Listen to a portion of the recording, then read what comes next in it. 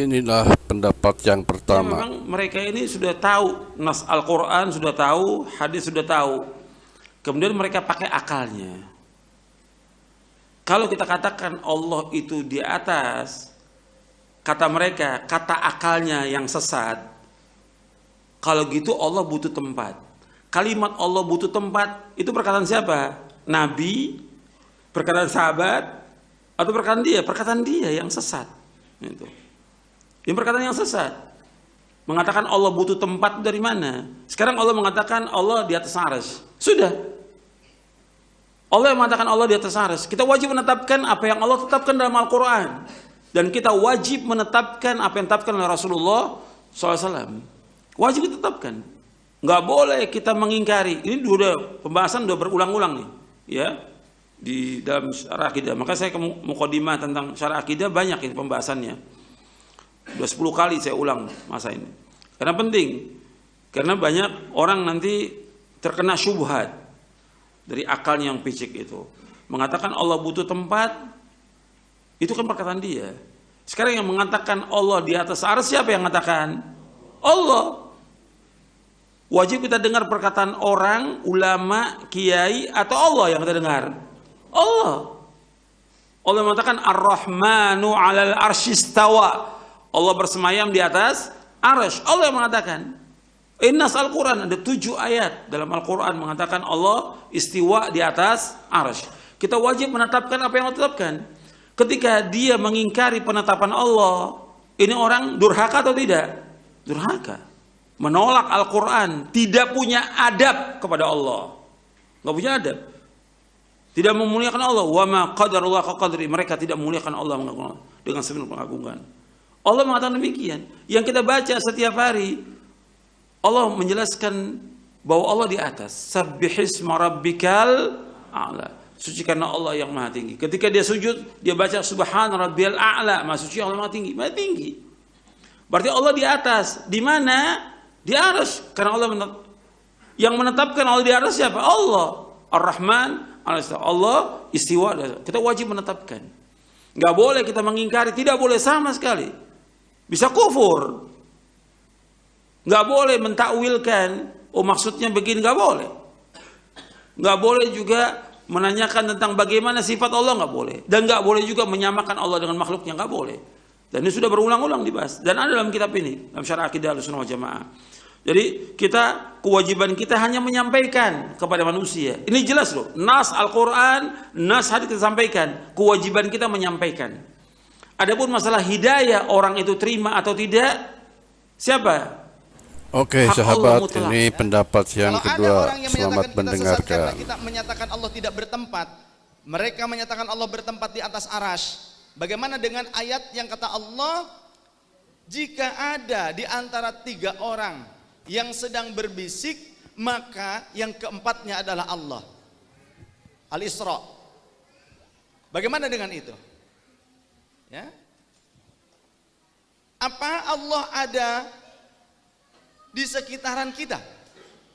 Kalau kita nih ada banyak, berarti di tempat lain juga ada Allah begitu? Kita ngumpul-ngumpul, menurut ayat itu Allah ada di kita, di dekat kita. Orang lain di sebelah sana ngumpul-ngumpul, Allah ada di sana. Kalau kumpulannya banyak, Allahnya di mana? Allah satu apa banyak? Allah satu. Jika kumpulannya barengan, di sini ngumpul, di sana ngumpul, di mana-mana ngumpul, Allahnya ada di mana? Orang yang menyatakan Allah ada di atas aras salah kaprah memaknai surah Toha. Ar-Rahmanu 'alal arsyis tawa. Allah itu jangan dimaknai general. Secara pemahamannya Allah isti'la. Jangan digeneralisir Allah itu isti'la. Pasti di atas nempel. Allah itu di atas dan nempel. Seperti qolan suah 'alal ra'si, peci di atas kepala nempel. Tapi kalau plafon fauqa ra'si, di atas tapi tidak nempel. Fauqa beda dengan ala.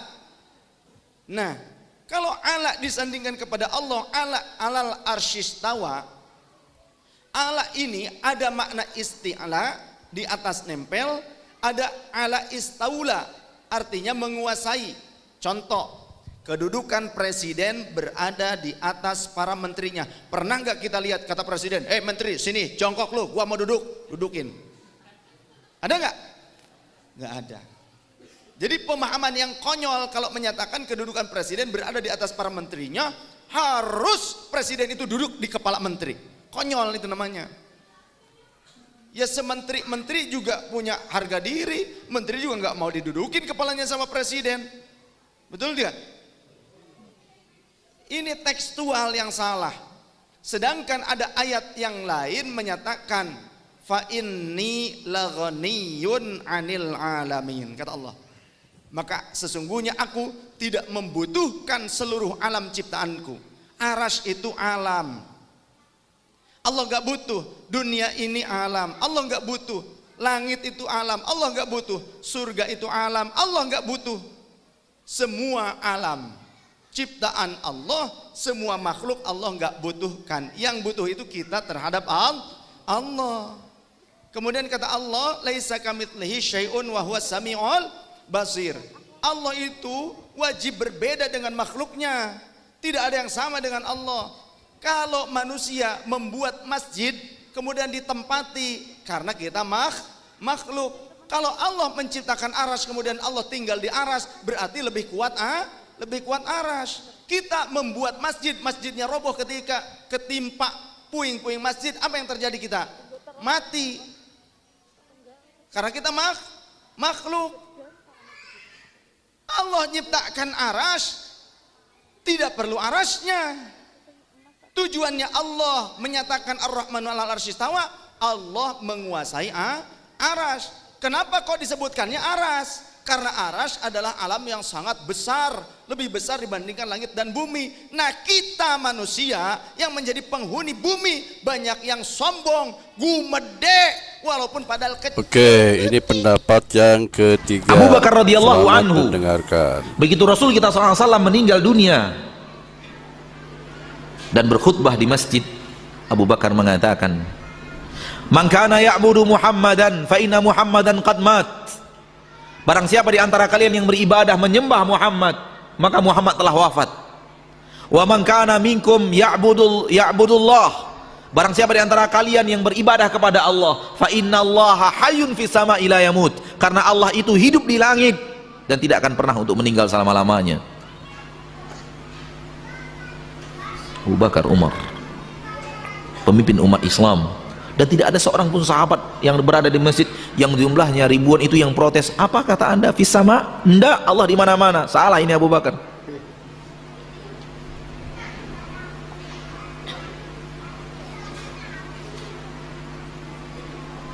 Turun Al-Quran di dalam surah Al-Ahzab. Thumma zawwajnakaha likai la yakuna 'alal mu'minina harajun fi azwaji adiyaihim idza qada minhunna watara. Kemudian kami nikahkan engkau dengan Zainab, wahai Rasul, anak daripada mantan istri daripada bekas anak angkatmu, yaitu Zaid. Kami nikahkan engkau dengan Zainab. Allah menikahkan Nabi dengan Zainab, istri beliau tercinta Zainab binti Jahsh radhiyallahu anha wa ardhaha. Apa kata Zainab kepada istri-istri Nabi yang lainnya? Zawajakunna ahlukunna. Yang menikahkan kalian adalah wali-wali kalian, ayah kalian, abang kalian. Wa zawwajani Allahu min fawqi sab'i samawat. Yang menikahkan aku adalah Allah dari atas langit yang ketujuh. Oke, ini pendapat Jangan yang samakan keempat. sifat Allah Oke, dengan selamat sifat makhluk. mendengarkan. Semoga Tanzihu sifatillahi hikmah subhanahu buat wa kita semua. ta'ala Amin, ya Allah, ya al-khaliq Rabbal min Alamin. sifatil makhluk, menyucikan sifat Allah dari sifat makhluk. Ada yang mengatakan sudah istiwa itu artinya bertempat. Allah punya tempat, tempatnya di arasy. Yang punya tempat itu makhluk. Allah tidak dibatasi dengan tempat. Kalau Allah punya batas tempat, artinya Allah sama sifatnya dengan makhluk. Ya, artinya mujassam itu menempat. Kalau sudah punya tempat berarti menempat sama dengan makhluk. Gak boleh. Kalau Allah kemudian butuh tempat berarti punya kebutuhan. Sedangkan Allah maha luas, laisa kamitslihi syai'. Allah menempat berarti butuh tempat. Ketika Allah tidak ada di tempat itu, di mana Allah? Jelas ya? Nah, itu ada masalah dalam akidah. Makanya kalau antum ingin memahami ini, Kalau ingin tetap memaksakan tempat, ditakwilkan. Takwilkan. Jangan dipahami demikian, tapi dipahami dengan nilai yang terkait dengannya. Apa diantaranya? Istawa, bimakna istaula. Menguasai. Mengatur. Aras jangan diartikan dengan bertempat di situ. Ada begitu tidak? Artikan dengan di aras, itulah Allah mengatur. Menguasai. Menguasai aras, menguasai alam dan sebagainya. Ustaz, ayatnya jelas, ngapain main takwil-takwil? Ada beberapa ayat yang memang kita harus pahami dengan takwil. Contoh, misal, teman-teman sekalian, wala takunu kalladzina nasullaha fa'ansahum anfusahum. Jangan kalian menjadi seperti orang yang lupa dengan Allah, maka Allah pun lupa dengan mereka. Awas. Awas, hati-hati. Bahkan ayat lain tegas, fanasi Allah, maka Allah pun lupa dengan mereka. Saya mau tanya pada antum, apakah Allah punya sifat lupa? Allah punya sifat lupa enggak? Tidak. Waliyadzubillah. Tapi Ustadz, biarkan kita mengartikan ayat itu. Lupa, biarin, lupa aja. Sesuai dengan sifatnya Allah. Bagaimana lupa sesuai dengan sifatnya Allah? Allah enggak punya sifat lupa. Makanya ketika antum ingin memahami sesuatu, mesti hati-hati.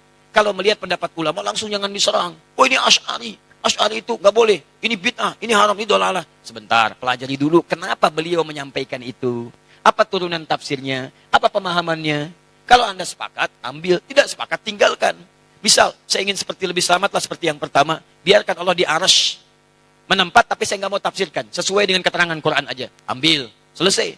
Dan jangan banyak dibahas. Gak usah banyak dibahas, termasuk jangan ditanyakan. Kalau antum ingin seperti tadi, boleh. Itu maksudnya di aras, bukan menempat, bukan tempat ya, karena Allah nggak butuh tempat. Maha kuasa Allah. Itu maksudnya Allah menguasai seperti takwil ayat ini, ayat ini, ayat ini. Selesai. Makanya saya ketika disoal teman-teman tentang hadis nuzul, Allah turun ke langit dunia.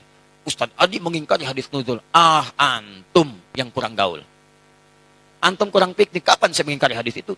Kalau saya mengingkari, saya nggak akan sampaikan hadisnya. Saya meyakini hadis itu.